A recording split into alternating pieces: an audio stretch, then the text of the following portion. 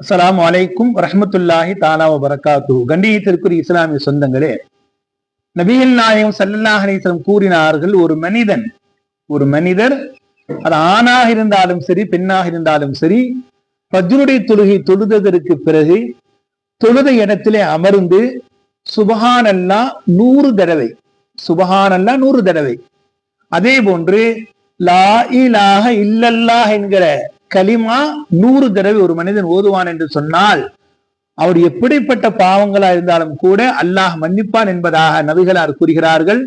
நல்ல கவனிச்சுக்கிங்க.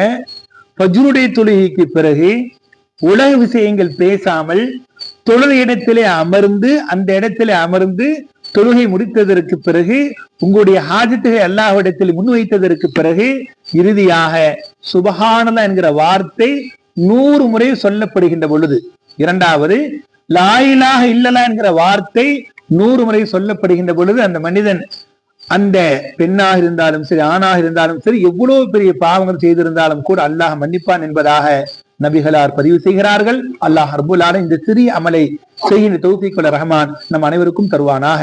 அஸ்ஸலாமு அலைக்கும் வரஹ்மத்துல்லாஹி தஆலா வ பரக்காத்துஹு.